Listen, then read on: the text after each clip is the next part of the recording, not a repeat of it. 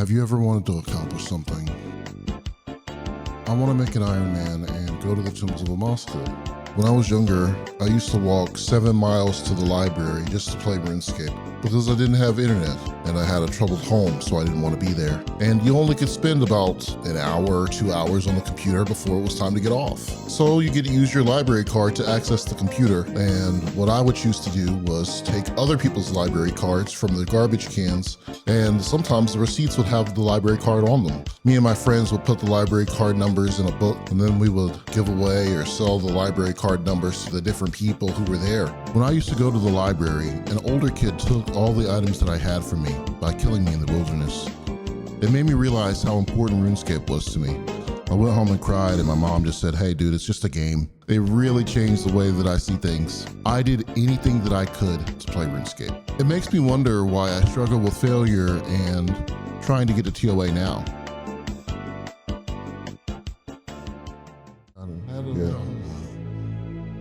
Went to the library and I level up.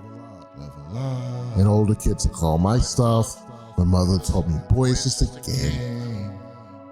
Had to sleep away the pain. Had to sleep the pain away. Sleep away the pain. Woke up, chose to live like evil Dave. Woke up, chose to live the evil way. Since the last episode, a lot of my plans have changed. I thought that the Sunlight Hunter crossbow, Moonlight Moss, and an Earth Staff would be enough, until I tested my setup at the Royal Titans. I see the first episode as a sign of approval for my subscribers to keep going. While I'm very concerned about the outcome of things, it made me realize I had a lot more work to do. I plan to get there now with armor and weapons from the Peerless Moons, like the Eclipsed Ladle and the Twin Flame Staff from the Royal Titans. I also plan on unlocking both of the Royal Titan Prayers.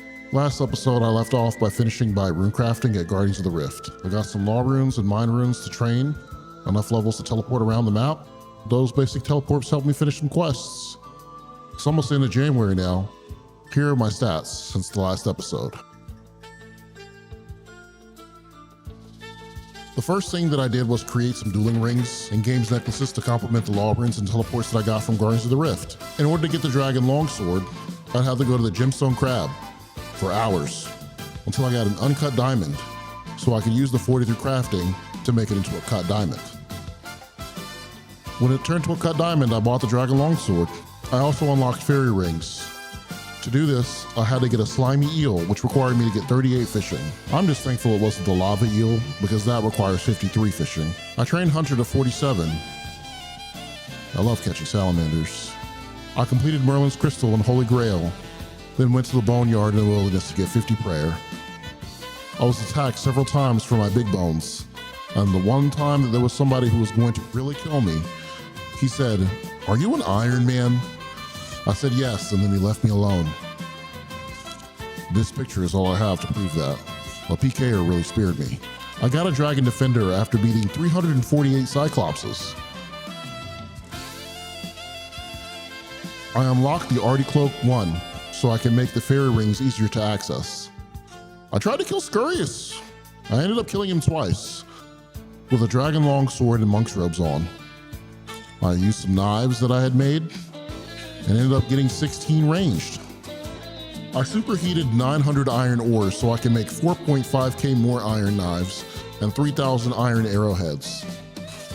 I went from 29 to 42 smithing doing that, and I went from 57 to 59 magic by superheating.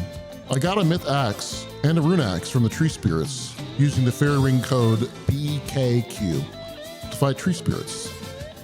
This video is brought to you by BA Services. You can get your Barbarian Assault torso if you go to BA Services. So they're the sponsor of this video because they got me a torso. And if you're a content creator looking to get a torso, you can talk to the people on Discord and they'll help you. If you're a viewer looking for a torso, you can get one as well. They'll help you get any Barbarian Assault items you're looking for. Somebody ended up getting the pet after trying to help me.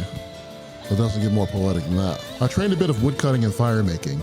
I did the Lost Tribe quest. I got the ham robes for the Death to Dorgishan, and then I did that quest. I bought the bone crossbow and bone dagger. I thieved in the ham storeroom for a ruby amulet and a power amulet. Alking the jewelry got me to 60 magic. I killed some crocodiles to get 18 slayer with my dragon long.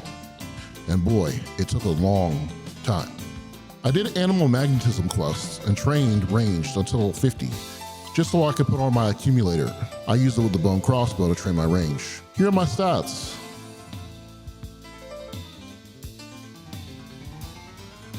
I went from 47 to 75 hunter by catching salamanders.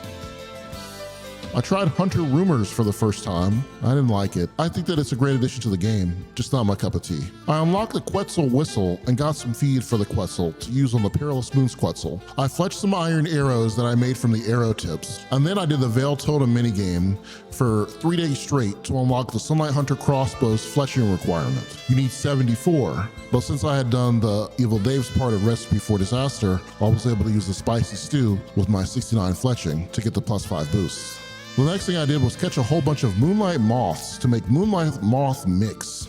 I also got some Sunlight Hunter crossbow bolts. I tried Royal Titans with green D'hide chaps, torso, dragon long, and Sunlight Hunter crossbow. You can tell that that's why the kill took 7 minutes. Playing this account has really taught me a lot about Runescape. It's also given me time to spend time with my subscribers. So if you are a subscriber, thank you for watching. I'll see you in the next episode.